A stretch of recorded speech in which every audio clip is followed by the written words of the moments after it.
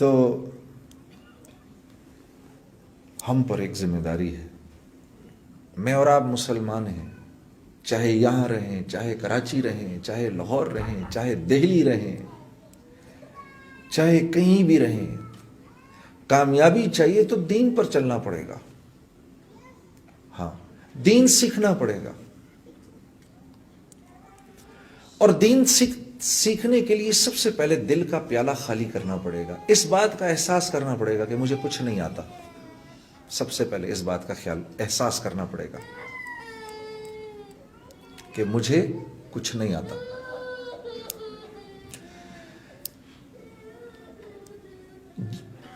تجربے سے بتا رہا ہوں، جتنا جتنا آپ آگے بڑھتے جائیں گے، آگے بڑھتے جائیں گے، آپ کو احساس ہوگا مجھے تو کچھ بھی نہیں آتا. میں گانے کی لائن کی بات بتاتا ہوں. ایک دفعہ مجھے یاد ہے، مجھے گانے کی فیلڈ میں 10-11 سال ہو گئے، 12 سال ہو گئے. تو ایک دن میں جہاز میں بیٹھا ہوا تھا، تو مجھے احساس نہیں ہوا، میری ساتھ والی سیٹ پہ غلام علی صاحب بیٹھے ہوئے تھے. بہت بڑے گائک ہیں، بہت بڑے گائک ہیں. تو بڑی خوشی ہوئی ان سے مل کے. میں نے کہا خان صاحب کوئی مشورہ تو دیجئے گانے کی لائن سے. کہنے لگے میرے بھائی گا نا، یہ میرا مشورہ ہے تجھے، گا نا.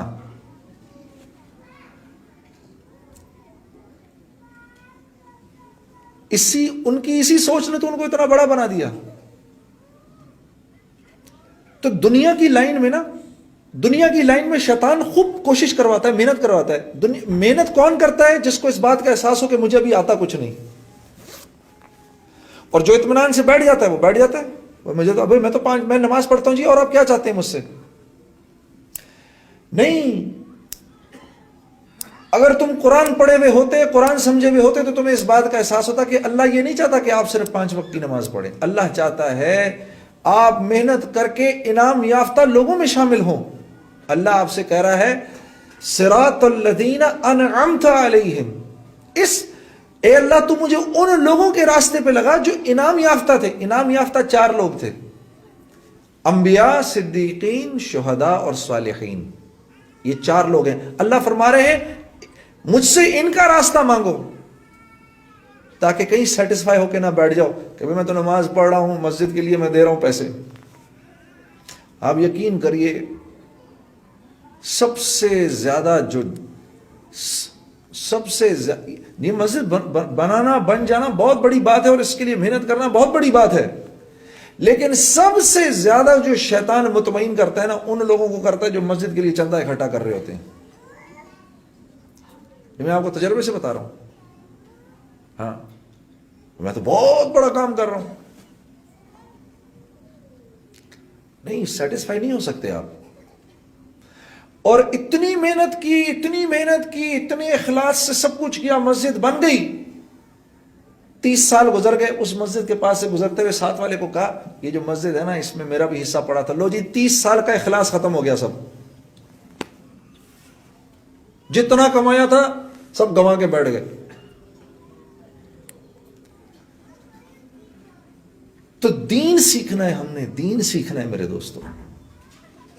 اور ہمیں نہیں آتا، ہمیں دین نہیں آتا. ورنہ اگر ہمیں دین واقعی آتا ہوتا تو آپ یقین کرو، خدا کی قسم 2 رکعت نماز کافی تھی ہمارے تمام مسائل کے حل کے لیے. 2 رکعت نماز کافی ہے.